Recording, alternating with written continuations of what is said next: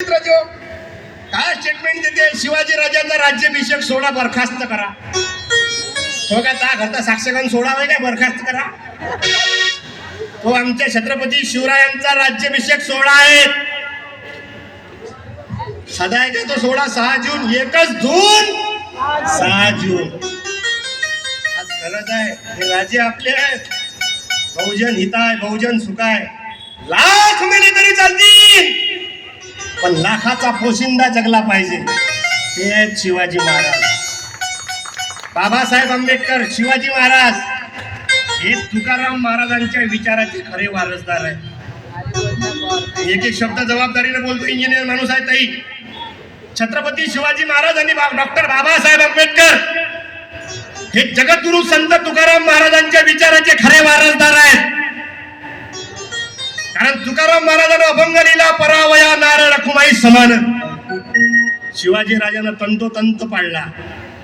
आणि तुकाराम महाराजांचा अभंग मुकनायक वृत्तपत्राच्या शीर्षक स्थानी लिहिणारे बाबासाहेब आंबेडकर. काय करू आता? बोला याच्या समोरच बोला.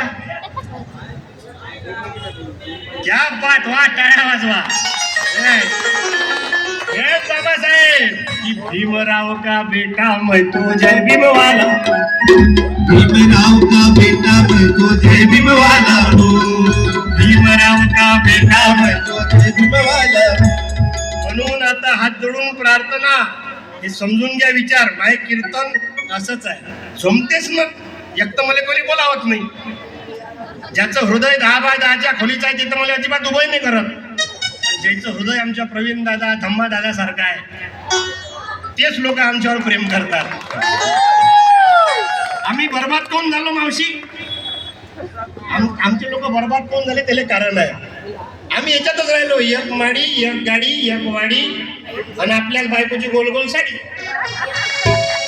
आम्ही शहरातले बाल्या बाली, बाल्याचा बाप, बाल्याची माय, 10 बाय 10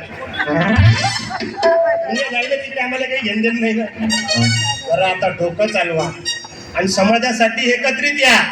कि भीम बाबा का नाम ले प्यारे, जी रहे हैं सब उनके सहारे. जी रहे हैं सब उनके सहारे. भीम बाबा का नाम ले प्यारे. भीम बाबा का नाम ले प्यारे. जी रहे हैं सब उनके सहारे. जी रहे हैं सब उनके सहारे. तरुण पूर्व प्रार्थना राहील तुम्हाला. आता तुमच्या डोक्यात बाबासाहेब टाका, क्रांतीवीर भगतसिंग टाका. एकदा आपल्याला आयुष्य कमी आहे, जास्त आयुष्य राहिले नाही. हो साऊंडवाले, फक्त 7 वर्षाचं आयुष्य आहे साऊंडवाले आपल्याला.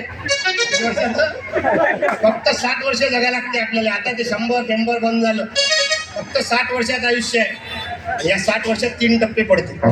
पहिला टप्पा बालपण, दुसरा टप्पा जवानपण, तिसरा टप्पा म्हातारपण. बालपणात आपलेच मायबाप आपल्याला म्हणते बाबू कुठं जाऊ नको, तुला काही समजत नाही.